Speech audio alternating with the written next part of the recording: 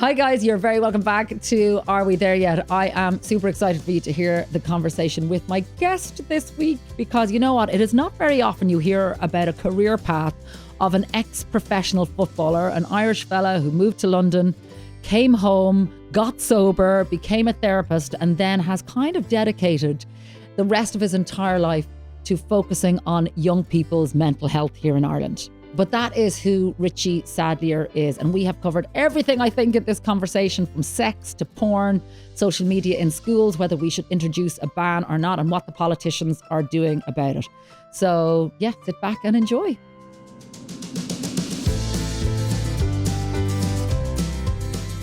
Richie Sadlier.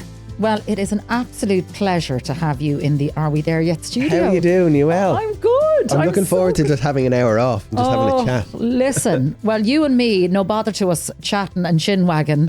You were just telling me there you had a weekend at home solo parenting. I did, with yeah. the children. I did, yeah. I have a 3-year-old son and an almost 1-year-old daughter, and Fiona went away with her mates for 3 days. So from the time they got up on Friday to when they went to bed on Sunday, it was just the three of us and the dog. And it was amazing. Loved it. It was amazing. Fiona did a lot of the work around food and sending me a plan. Here's what they get and all that stuff. And is Molly sleeping at the moment? Molly is a dream child. Molly, you put her down and 12 hours later, she'll wake up. Okay. She's a dream. And you put her down in the morning or in the afternoon and she'll just lie there in the cot, nod herself off to sleep. And even if she wakes, she'll just wake up and sit there for a while, wait till you come in.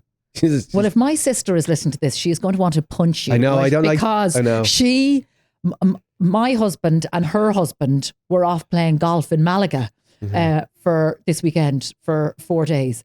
And she has an 18-month-old and a 3-year-old.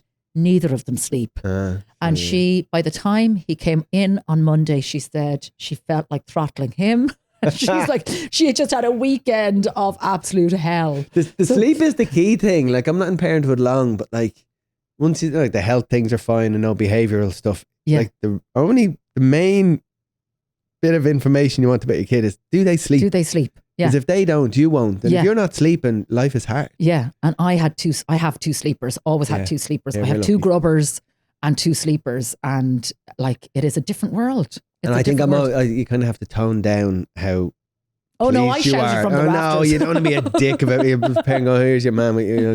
Great. No, but I think sometimes you just get, sometimes you get the sleepers and sometimes you get the eaters. Sometimes you don't get the eaters and you get the sleepers. So anyway, you hit the jackpot. You hit the jackpot and you had a gorgeous weekend. And do you like hanging out with them on your own? I loved it. Yeah. I really did. Well, Sam is now he's always full of energy, but like he's at the stage now where he can go to him, what do you reckon we do today? Yeah. We go to the park, we go to the farm, we go back and play football, and he'll tell you. And like, this is all new to us. Like, if you're a parent of someone who's 10 or 12, this is new to you. But we're at the stage where, oh wow, it's full sentences and there's opinions. And I haven't heard him say that word before, or he's repeating back phrases that we didn't realise we say often. What age did you say he is? He's 3. He was 3 in January. Oh, it's such a great age. Do you know, you're sitting there and you could do something and you sit there and go, oh, Dad, I can't believe it. And you're going, where have you heard that phrase before? And Molly's now at the other end. She's now just starting to kind of speak. Form little words. Yeah, not really words, but she's smiling and you can tickle her and she interacts and you can have little kind of in-jokes with her now. Yeah. Which 6 weeks ago you couldn't. Yeah. So it's this new little person is emerging and you're like going, well, we know what it looks like when you're 3, but we don't know what you'll look like when it's 3. So everything is like, it's just so exciting. And it's really hard. Like, it's very hard because there's no lie-ins, there's no off days, there's no like, you're on all the time. Which is why it is very important that Fiona gets her ass on a plane, honestly, and goes away with the girls for night. Like, I am such a big advocate of taking time out when you need it. She wasn't good. She would always she would always kind of say, no, I don't want to leave them. Yeah. And you kind of have to remind her, going, well, you should occasionally.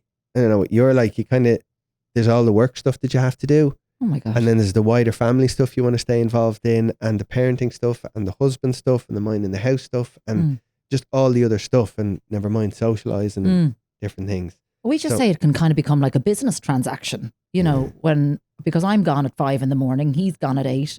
You know, he doesn't come back in till 7. Then it's bedtime. And it's like, will you get the wipes? Will you get the night to put the clothes out for the night before? Who's doing the breakfast? Where are you on Saturday? Are you doing gymnastics? Like, Jesus. I don't know if I should say this. I'll say it. We would like another child. So. Why did you not want to say that? Because I was about to go with, so we're having lots of sex still. Yes, do you know what I mean? Oh my God. What's that like? We're prioritizing that. Okay. So, and I'd understand why loads of couples where you get to a point where you go, Jesus, not tonight, go away. Yeah. I haven't even had a shower. You know, there's a million reasons why tonight's not the night. But then when you're sitting there going, I think another child in on top of this would be amazing. We don't know if it's going to happen. Yeah. It's probably, there's very little common sense.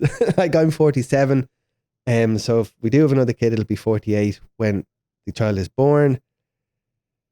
Life is busy now. What in the name of God will the third one be like? What if they're not a sleeper? We can't assume every new kid is going to be the way Molly is. And we're going to add loads of extra complications and busyness on an already complicated and busy life.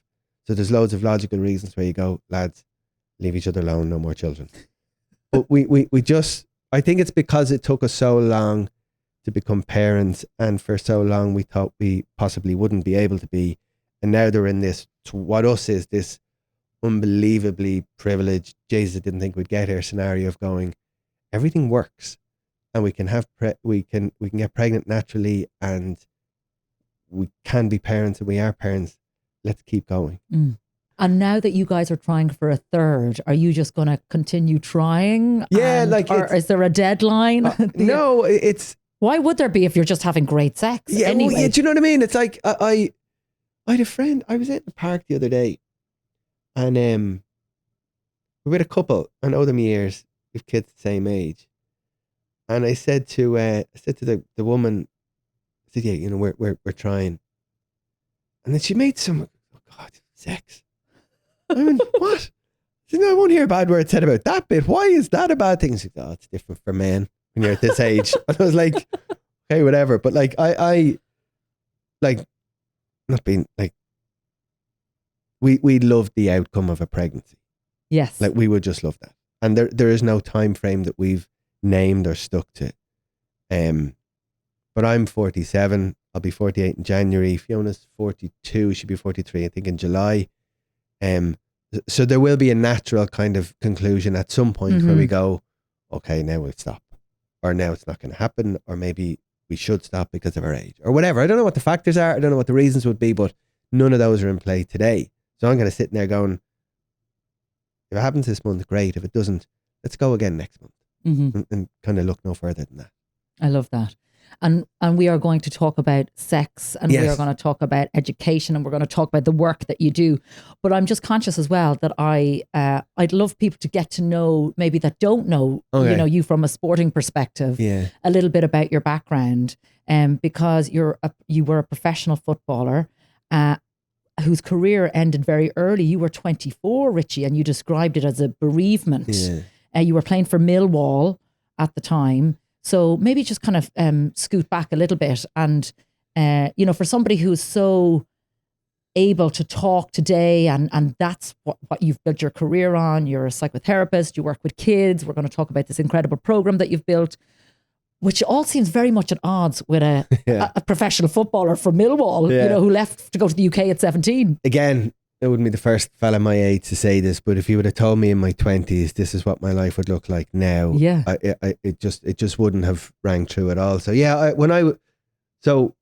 I work a lot with teenagers now, and I'm constantly reminded of me as a teenager, because it's just impossible to work with teens and not compare yourself to them. But when I was 15 and 16 and 17, I had a passion for football. I was really driven. I wanted to be a footballer.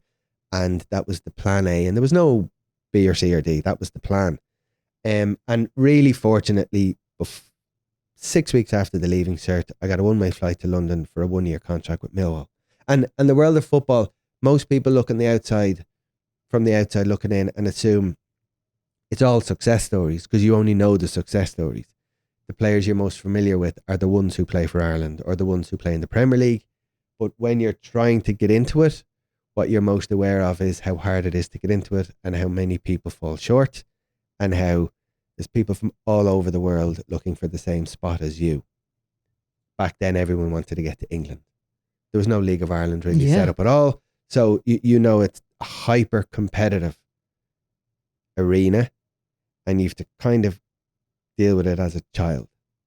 So I often think it's like I would have had this aim from a young age, and it'd break my heart if Sam or Molly came to me at the age of 12 or 13 and said, my ambition is to move abroad as soon as I can and get a job when I'm 16 or 17 in a different country. Oh no. But that was my goal, and my parents were great. They were like, "But that's your goal." Then and they were very supportive of it. They were brilliant. And they were amazing. So I got to one-way flight in the August 96. 17. 30 years ago when I was 17. Jeez. And this was back when, sound like a real did anybody go with you? No. Did anyone escort you over? No. Did you have like an agenty type person? No. No, so you kind of go over, and I lived with Did your mother drive you to the airport? Mum and Dad and my 2 sisters, we all went together. Oh my God. And I remember going, and like, you're 17, so what real concept have you about anything anyway? I was like excited going, I'm going to be a footballer, which is what I always wanted to be, but I've no idea of what the world is going to look like when I land on the other side. I know how to play football, but I don't know if I'm going to get picked. I don't know what my teammates are like. I don't know if the following week after I sign, will they sign someone else in my position, and will that be me gone? Will I get injured? Will I get homesick? Oh, there's a million questions. But you know you're vying for a position that loads of other people are as well. So you're kind of going to go, I'll give it my best.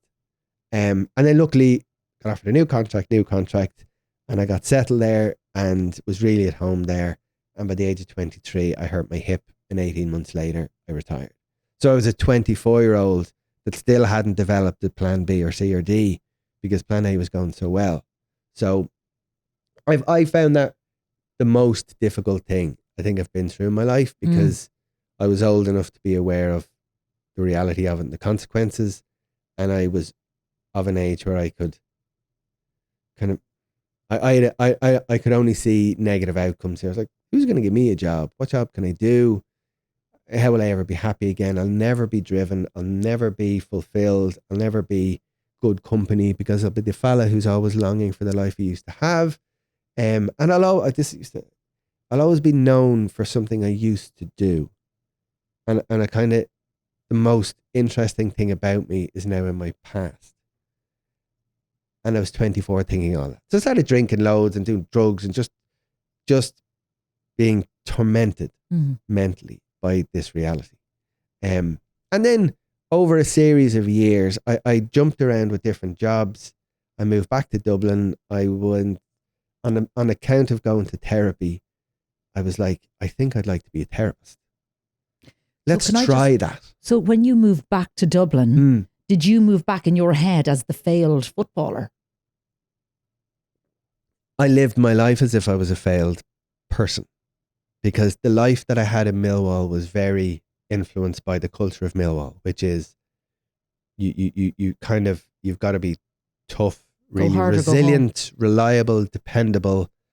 The word they used to use in the dressing room and around the club all the time was, there's lots of psychologists now, and they sit one-on-one with people and they really tease out how to get the best out of yourself. There's lots of support. Back then it was, you just got to have mental strength. And you can interpret that in loads of different ways. But I think at the time back then, it was just like, you've just got to deliver. It's going to be nuts out there. The crowd will turn on you. The referee mightn't give you decisions you want. The away fans are going to give you a stick. There's massive consequences if you lose. People might lose their jobs if you get relegated, blah, blah, all this kind of stuff. And you just have to show up and deliver. Have mental strength. And there used to be a culture in Millwall as well where toughness and being like running through brick walls and playing through injuries, like those were the stories. Those were the people who were revered. The legends. The legends of the club will be the tough guys. Yeah. So when you're kind of embedded in that culture and you believe it, and then you're someone who can't play because of the physical pain he's in, it's completely at odds with a culture that tells you to be a real success around here, you've got to show that you can play with pain and you can deliver in the most harsh circumstances. So I kind of left Millwall kind of with a real deep sense of, I'd say, like, shame. It was like I wasn't tough enough to get over this injury. It's too sore for me to play. All this language that you would be kind of judged for at Millwall and the club for the years. And as well, I didn't know what I was going to do. So I was like, what do I do?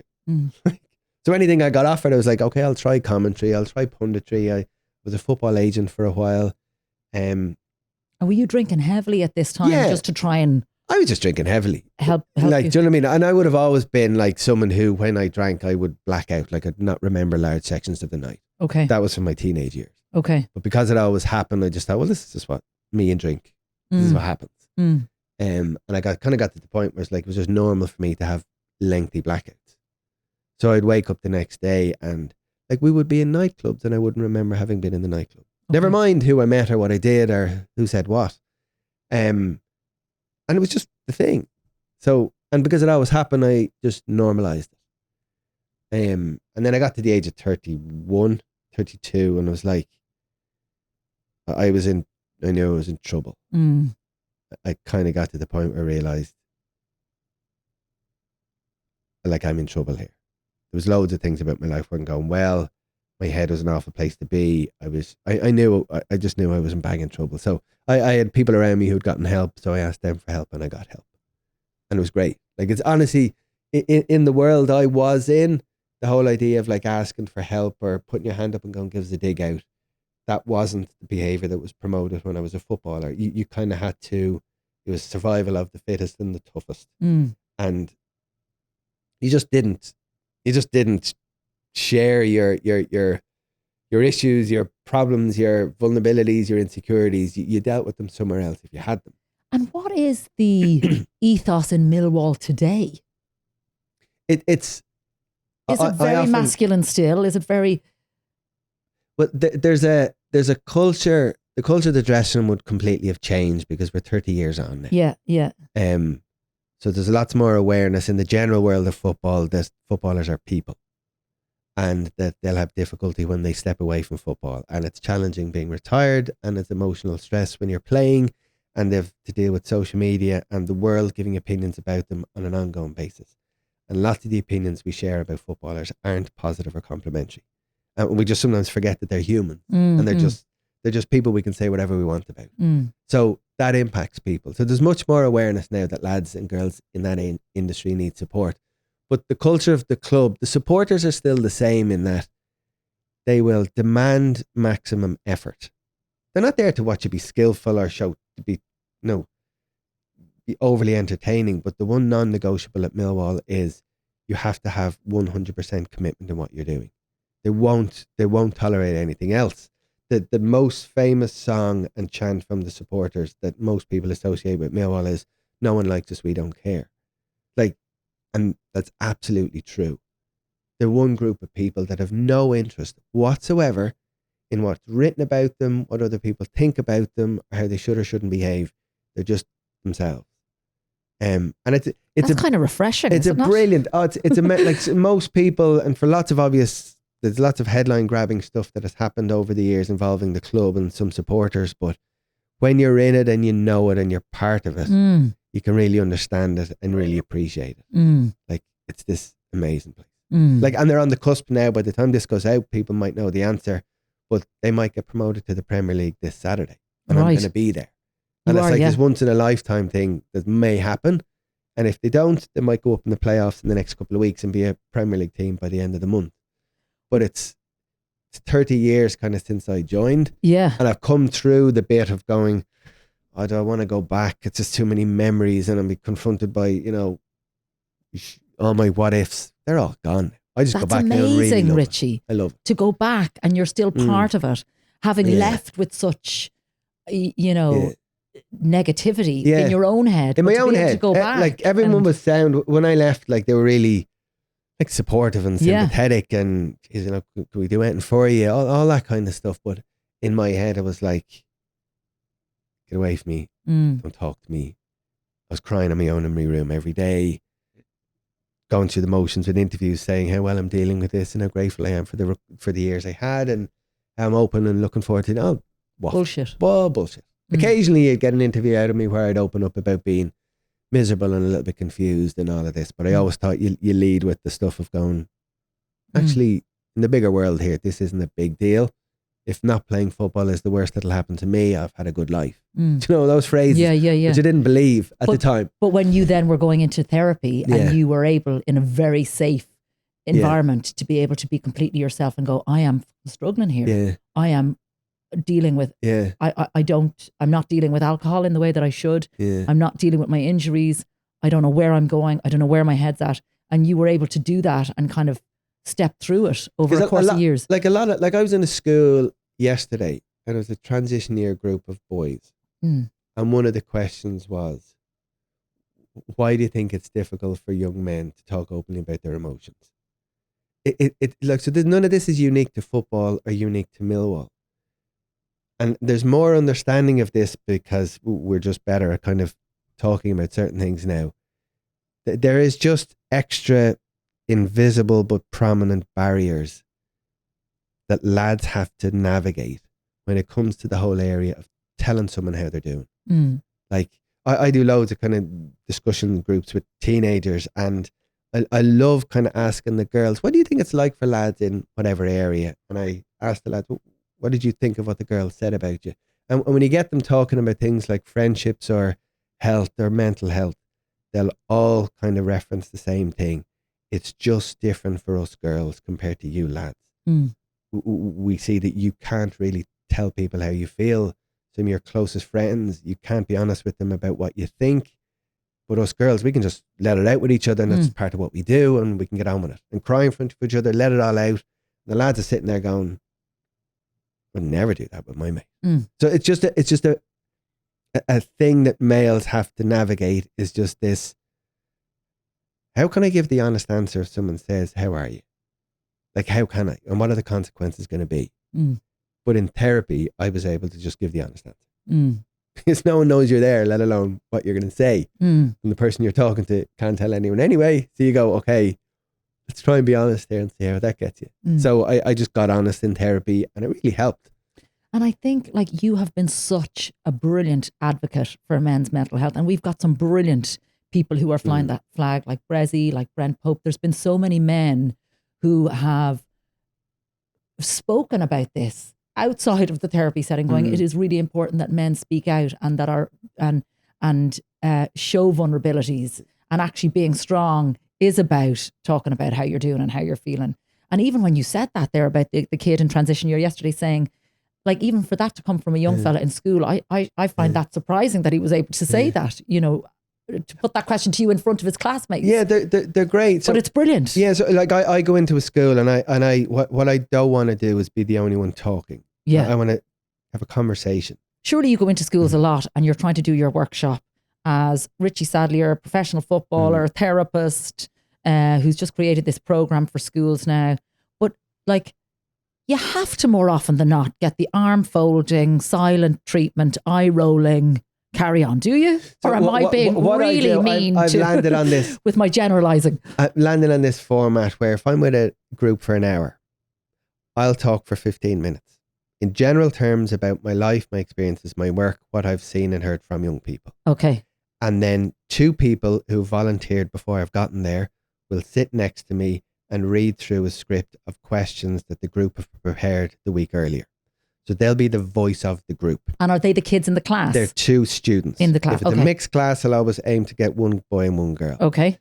And then it's a conversation. And I tell them before, I say, listen, I know you've got the questions there, but wander off script if you want. Whatever comes into your head that you think is interesting, let's kick it around. I won't have the answers because I don't know everything, but let's kick it around and see where we go. And then when we're in this part of the conversation, I kind of keep trying to bring the group in. So they'll ask me a question. Like yesterday's question was, why do we think young lads find it difficult to talk about how they're doing or whatever? And I kind of turned to the group and said, anyone got any ideas? Like, first of all, and one fella said, I think it's because we're embarrassed. And then another fella said, I think you get slagged. I said, okay, you're right. And then I got back to talking to them. So you don't need all 90 people in the group to find their voice. Lots of people can sit there silently, avoiding eye contact, and it doesn't matter. You're not looking for engagement from 100%. I got 2 answers there, and they were kind of 1 or 2 word answers. And that then gives us direction to talk about what they want to talk about. Yeah. So you kind of go, okay, yeah. It's mad, isn't it, that is the case? And I said, it kind of doesn't change when you're my age. We're still all battling with this thing of going, is it embarrassing for me to say the thing I'm about to say, or will it cost me with the lads? And then we just kick around going, what's it like when that's actually a part of our lives? Listen, our hearts are working 24/7, right?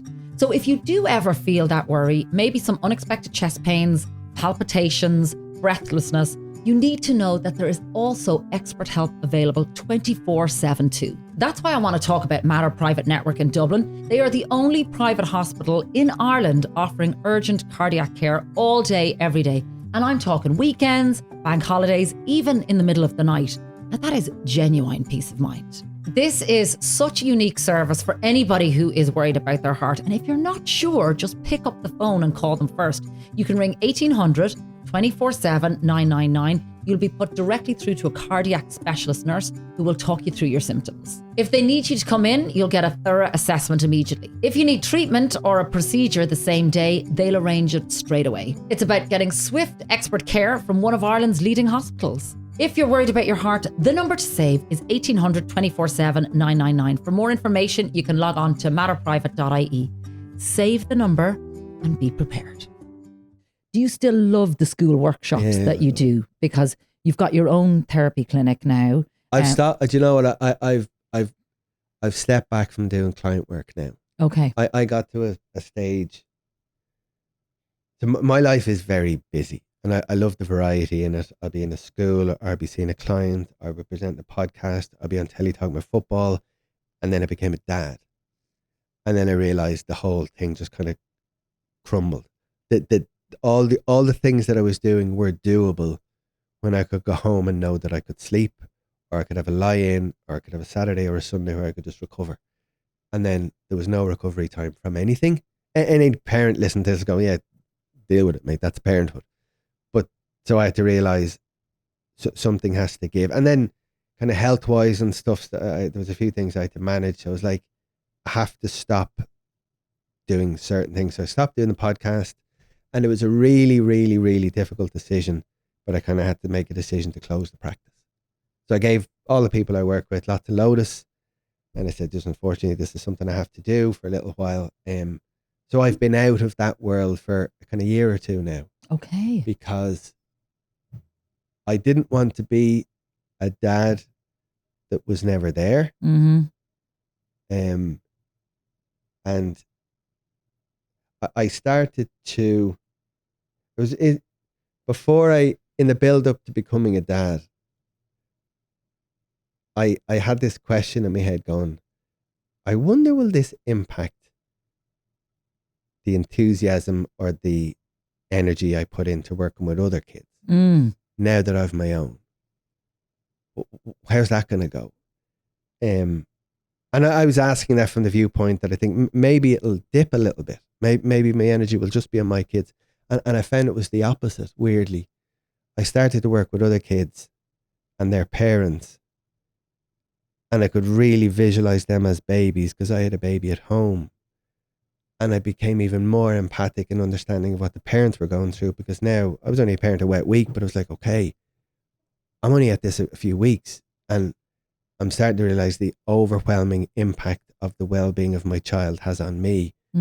What's it like for them? And I started to do more hours and put more pressure on myself to be even more for the clients. And I was just like, boundaries is a very important thing when you're a therapist. You have to be able to kind of step away from it and have a life away from your clients. And you have to be able to put a kind of fix on how often you're going to work and when you're going to work and when you're available and when you're not. And I just started getting that wrong.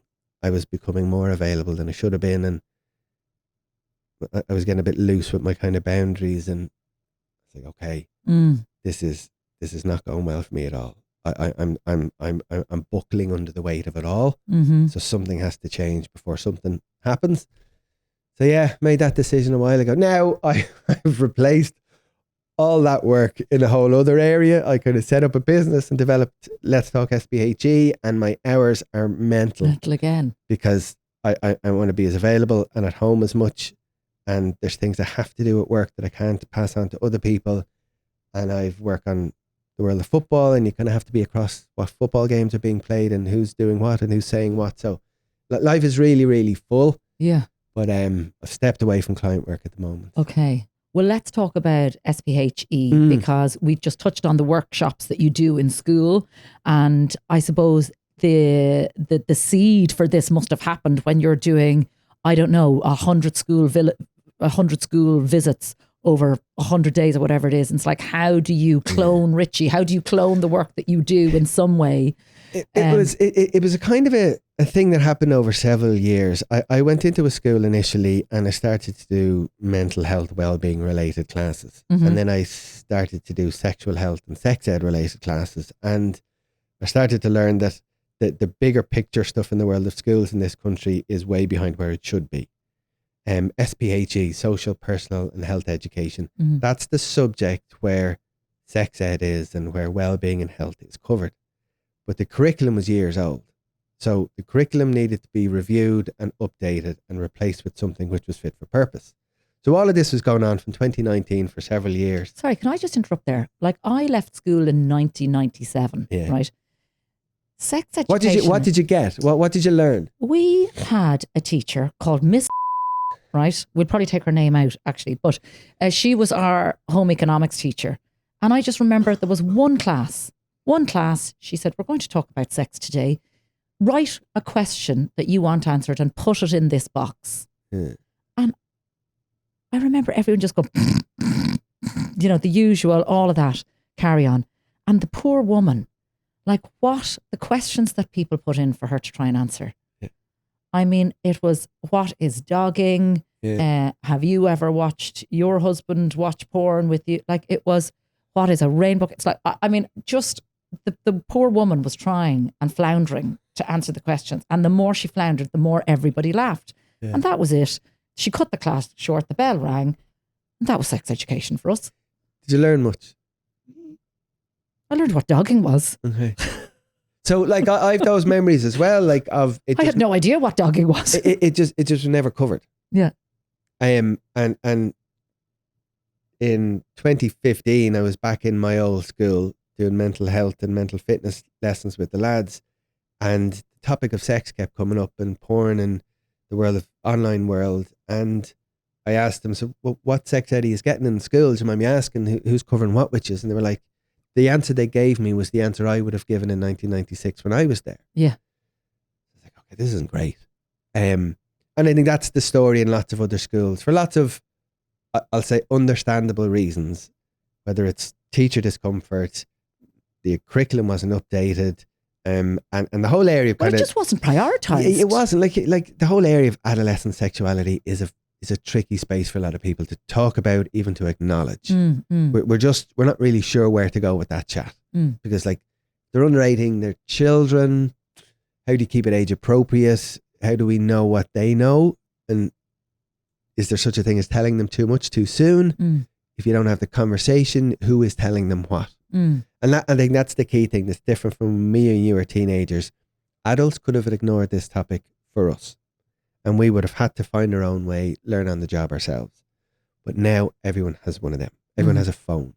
So they're learning from TikTok, and they're learning from the topics or whatever content is sent to them on Instagram or by their mates. And Richie, they're learning from porn sites. Yeah, that's the big one. They're learning from porn. So, and for people who are unfamiliar with what porn looks like now, you might have some memory of the 90s where it was people with big furry mustaches and it was just a man and a woman and it was what you would call normal sex. But now the most prominent aspect of porn now, loads of research done on this, somewhere between 80 and 90% is always the number. If you were to look at the content on the main homepages of the main porn sites, 80 to 90% of all the scenes on the main page will feature male aggression, verbal or physical aggression towards a female partner. So if you're a kid who's in a school that doesn't cover it and in a family who hasn't found the words to deal with it, but you're at an age where it's really appropriate to be curious about it and you want to learn and you're starting to experience arousal for the first time and this whole world is really exciting. Like, that's healthy. There's no concerns there, but we've decided to give them a phone where they can access the library of all the porn ever created. So they're learning constant messages from porn that to be a man and to be with a woman involves roughing them up. And the girls are looking at this going, okay, to be a woman who's being with a man, I need to be submissive. Part of it is to be submissive and compliant. And it doesn't matter. Consent just doesn't feature. Like, there's no porn scene ever published or circulated where kind of the woman leaves halfway through because she's not, she doesn't feel respected. She doesn't feel like her voice is heard. She doesn't feel like her partner is listening to what she's saying. That dynamic doesn't exist in porn. So everyone beforehand agrees what's happened. It's shot, it's filmed, it's put out. They play a role and on it goes. But youngsters aren't being supported with that critical thinking piece where you go, that's for viewer pleasure. And then porn won't show them, like, use this phrase in a documentary years ago with youngsters. There won't be kind of information or text appearing on a screen during a porn movie which will help the viewer establish that the woman in this scene isn't a partner, she's now a victim. The person who's doing that, if you notice, they don't have consent to do that. That person who's going through what they're going through now, that's a traumatic experience and they're going to feeling that for years. That information isn't there to guide young people.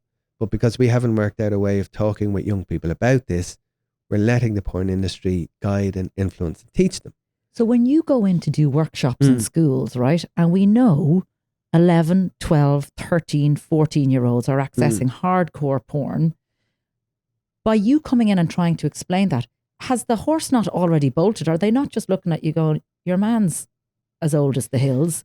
And they're always really, really, really grateful that they can talk about it because no one is talking to them about it. And you give them a space where they can say whatever they want and ask whatever they want. Because I can go into a room with a load of people and have the same comfort or energy level or tone, whether I'm talking about the economy or the weather or porn or football. So, and that kind of spreads, like your teacher. If you have a teacher or an adult or a mum or a dad who is embarrassed, awkward, uncomfortable, tense, tight, making judgmental and shaming comments and just is just reeking of discomfort. Which I would say is probably 80% of the population. That also spreads in the room. So a big part of the job is just you normalize the conversation because it's a conversation worth having. And so whatever views you might have on porn or scenes or sexual acts or sex, park it. They're not interested in your view. Your views don't matter here. What matter here is creating the conditions for them to learn and to talk, and to hear from one another, and to get the opportunity for the kinds of things I said there to come out. Where you kind of go, you normalize the fact that they're in a stage of life where they're curious and excited by this. And you frame that as normal, healthy sexual development.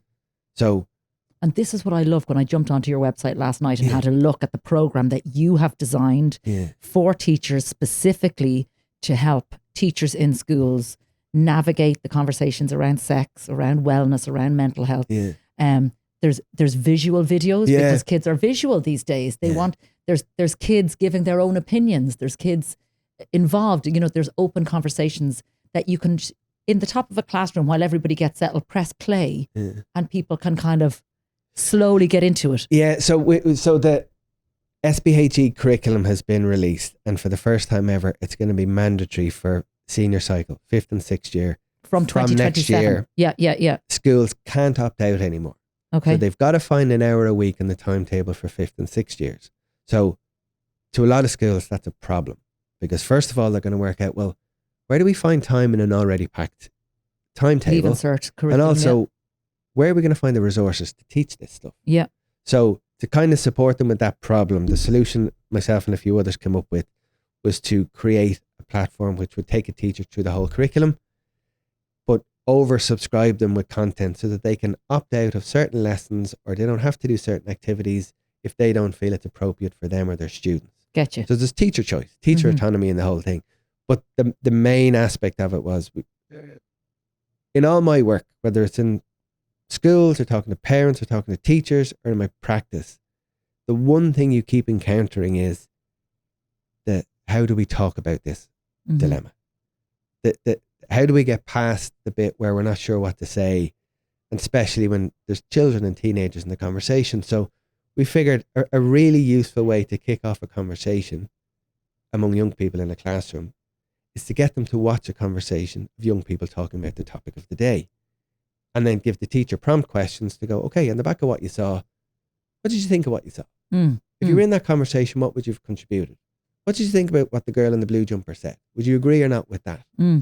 All of a sudden, you're in a conversation and no one feels exposed or vulnerable or as if they're going to be caught out. And the teacher isn't any longer in the job where they have to try and be the expert in a topic, which they're never going to be the expert in. Well, this is it. Do you know what I mean? Yeah. Like if the topic is social media, what the hell is an adult, myself included, yourself included, going to be able to tell youngsters about the content that they're seeing? Because we don't know. But if you ask a load of teenagers going, what's social media like today? They'll tell you. What kind of content do you remember seeing when you were 14? And they'll tell you. What influence does it have? What impact did it have on you? What would your voice be in the conversation around whether social media should be a thing that 14-year-olds and 15-year-olds should access? You're curious about their views. And when you're curious with young people, that's when they talk. They'll respond. If you're judgmental, or here's my life story I'm going to tell you, or here's my wisdom I'm going to share with you, they go, all right, old man, good man. Yeah. Bore off. You've piloted this in 40 different schools.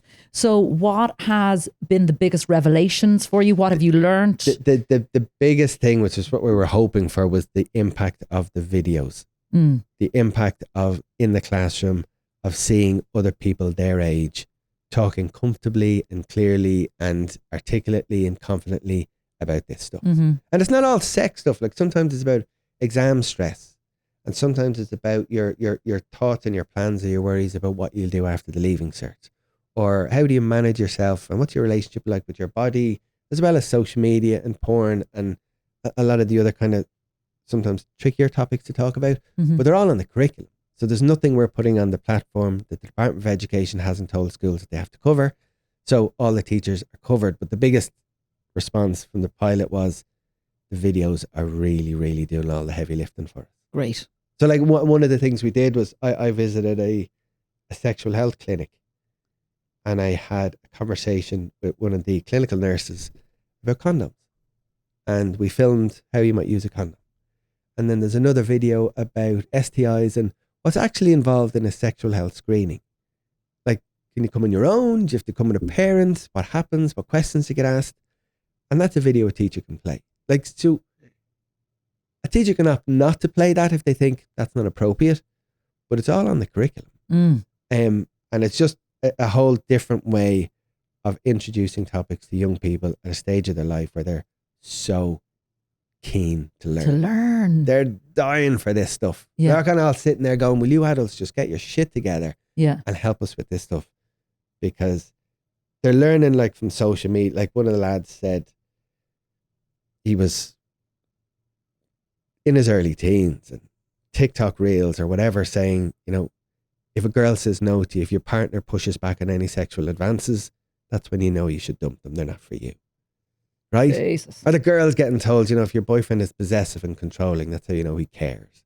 So that's their education at the moment. So like social media is doing a lot of educating and a lot of it is really inappropriate. But because we're not over their shoulder looking at everything they watch, we are leaving it up to social media platforms to monitor and control and guide what our youngsters are seeing, and they're doing nothing. As a therapist, as a dad, as a teacher, I suppose as well, what did you make of the under 16s, the social media ban that Australia brought in, that France, it's now on the cards for France for under 15s? Where's your head at with that? And Simon Harris bringing it in here. So there are, just to be clear on where we're at the moment, there are no plans to do anything here. There's no time frame. There's no commitment to do anything.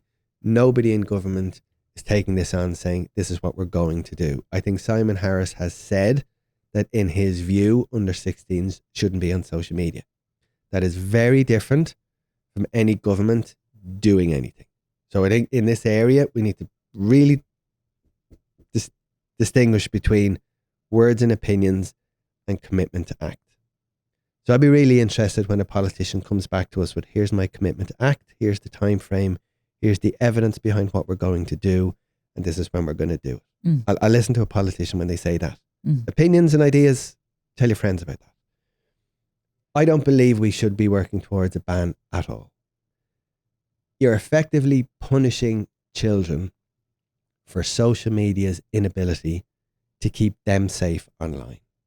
Like, think of how amazing the online world is. Like you for education, for entertainment, for meeting people, for finding your tribe, you know that phrase. It's this amazing place. And to deny youngsters access to that is punishing them for the failings of platforms. And I just think that's wrong. I don't think any child's rights groups in the world would say that's what we should do. But I mean, we're thinking back to the glory days of Facebook when it started, Richie. You know, like Facebook was feckin' brilliant when it started. Meeting up with mates from 5 years ago, what your school friends are doing. Innocent, great. Now, like it's a different world. Yeah. So what? And the algorithms. Yes. So where I believe the conversation should go and our efforts should be focused on is safety by design, I think is the phrase. Okay. That we put it back to platforms to demonstrate and prove that their platforms are appropriate, safe places for children. But they have constantly proved that they're not. Okay. So that's where action and commitment and timeframes and promises from government is what's needed. Because at the moment, it does feel like in this country, we're waiting for social media to take a lead here and develop a conscience or just out of goodwill that they're going to make business decisions which are going to cost them money. They're not going to. So just like I think in the film industry, there's age classification. Here's the film I'm going to produce. There's a film board somewhere which stamp it as appropriate for over 12s, over 15s or whatever. If we can get to a point where platforms have that, there's age classifications for their content. They have to prove that children are safe of certain ages to access the content or they're deprived of access to our children. Because at the moment we know what they're producing is addictive and it's harmful. So the content is inappropriate. The contact from other people is inappropriate. The conduct online of people is inappropriate. We all know this. Like years ago, we could have said, you know, we're learning on the job, you know, we all just went with it. But now we have the information, the evidence and the research.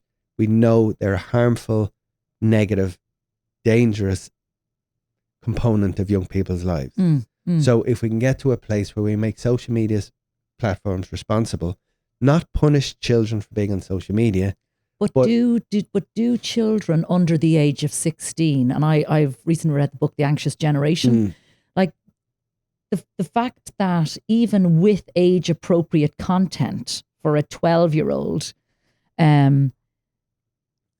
the impact of social media, albeit age appropriate, on that child is huge anyway. It obviously depends the amount of time that they're on screens, but it's sort of depriving them of growing and having a kind of a more rounded childhood if screens are going to become a prominent part of that child's life. So I think that's also an element of the conversation is how much time should children be in front of screens? Yeah. But whereas I'm just old school. I just go ban the whole fucking thing till they're 16. That's probably a really narrow viewpoint, but I'd be like, ban it all and educate children in school around social media, around algorithms, around how tech companies are prying on and how it's just a big game. Am I wrong? What's interesting to me, see, you just acknowledged there, the phrase you use, tech companies are prying on. Finish that sentence. They're prying on children. Okay. They're preying on our children. Why is that not the bit we're focusing on? It's like you're kind of saying, we acknowledge that there's this, however we describe platforms, they're here. We know that their material is addictive. We know all about engagement generated algorithms. We know all of that. So we know now, we're in a position of knowledge. Yeah, and you just look at the landmark case in Italy a couple of weeks ago with Sephora and Benefit. Now, you know, Meta being sued by these companies because like these are marketing products, anti-aging products to children on their platforms. Now that's a landmark case that's coming in Italy, but like that's the tip of the iceberg. So it's about making social media platforms responsible and accountable. And I just don't know or understand how we've arrived at a scenario where there's this acceptance that, yeah, they're going to do what they're going to do. Let's just ban children from them. How about let's ensure they do things to a standard that we want, give youngsters access to safe online healthy spaces, because the online world is an amazing world, rather than ban them, because first of all, bans don't work, they're not effective. But also then, let's kick the conversation on. Do we think it's okay for 16-year-olds to see all the really bad stuff? The shootings and people being set on fire, or gang rapes, or all the material or content that's just flowing around all these apps. It's not. 16-year-old is still a child. So an under 16 ban might have people thinking, yeah, we've protected children, but we haven't. The under 16-year-olds will still access really damaging, dangerous, addictive material. And then for 16 upwards, what are we saying? You're old enough to know better. You're not. You're still a kid. Yeah, I think is it not more? Oh God, and here's me telling you. No, it's a conversation. Yeah, I would say at least with a 16-year-old, you know, their brains have developed somewhat. If you're talking about a 10 or 11-year-old, being on social media and scrolling, it's a different. Like at least if you put a ban in, and it doesn't come without its downfalls and its pitfalls, and there's always a workaround and all that. But when you just read the statistics of suicide in young women around the world and under 16s, and how much that has, how much that has grown in the last number of years, like, and there's a direct, you could argue causation and correlation, but there is a direct, in my mind, correlation. And so if you can in some way bring it in here and at least save one kid's life, it's worth it while we figure out how to fucking do this properly. Like what I'm really encouraged by is this year in particular, it seems to be, there's a pushback. Yes. There's a movement starting, whether it's little pockets of parents making commitments not to have phones until a certain age. Cyber Safe Kids is an organisation that's doing a lot of good stuff. Owen Cleary is someone who's doing amazing work in this area. So, and countries have introduced bans. Now, I love that. And I'd really love if Irish politicians got in the room in a meaningful way and actually said, here's what we're going to do, and here's why we're going to do it, and here's why we believe what we're going to do is going to fix the problems as we see it. Haven't heard that yet. Just haven't. And I'd love if we got to that point. If you were in government, Richie, and you had the tools and the finances and the resources, age classification, laying the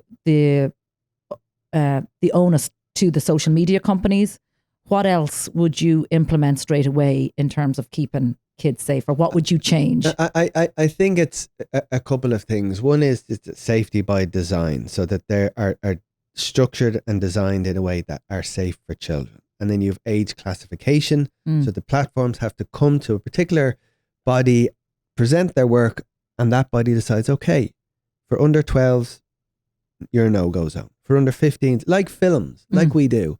And also then some appropriate age verification tools. Not ones that invade people's privacy, just ones that are appropriate to ensure that you are the age that you say you are. So, again, I understand the appeal of a ban. It's this really appealing thing where you go, one decision, the problem's gone away. And we've done right by children. But I think a more complicated but much more productive and useful and fair way for children is just to make the place safe for them to access. But is that not like when you went into Extravision and you sent your cousin in to get the over 18 video when you were 12 and you'd all just go back and watch it anyway? There's all, like, again, go back to being a teenager. Your job is to push boundaries. Yeah, and figure out how to ride the system. To not get caught and to duck and dive. And that will never, ever, ever, ever change, nor should we want it to. That's how a kid learns how to be an adult. You duck and dive, see what works. You learn by your mistakes. So that's the nature of working with teenagers.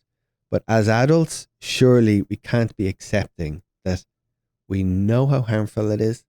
We know how addictive and damaging it can be. We know how dangerous these spaces are. And then just say, you know what? They're giving us a few jobs, so let's say nothing. That can't be the approach. All right, listen, it has been so lovely to have you in the studio. And I ask everyone this question. I think we know that when it comes to social media and children's safety and talking about sex and all that, are we there yet?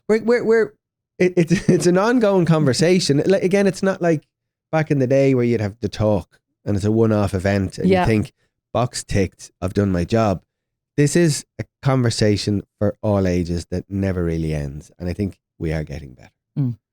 Thanks a million for coming in today. Cheers, Kathryn. Thanks, Richie. Listen, our hearts are working 24/7, right? So if you do ever feel that worry, maybe some unexpected chest pains, palpitations, breathlessness, you need to know that there is also expert help available 24/7 too. That's why I want to talk about Matter Private Network in Dublin. They are the only private hospital in Ireland offering urgent cardiac care all day, every day. And I'm talking weekends, bank holidays, even in the middle of the night. And that is genuine peace of mind. This is such a unique service for anybody who is worried about their heart. And if you're not sure, just pick up the phone and call them first. You can ring 1800 24/7 999. You'll be put directly through to a cardiac specialist nurse who will talk you through your symptoms. If they need you to come in, you'll get a thorough assessment immediately. If you need treatment or a procedure the same day, they'll arrange it straight away. It's about getting swift, expert care from one of Ireland's leading hospitals. If you're worried about your heart, the number to save is 1800 24/7 999. For more information, you can log on to matterprivate.ie. Save the number and be prepared.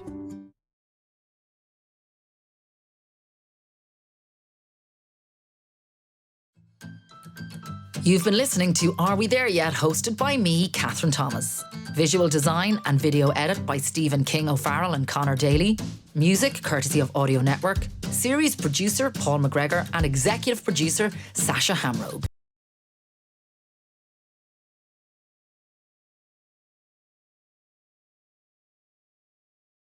Are We There Yet? With Kathryn Thomas is an Onyx original.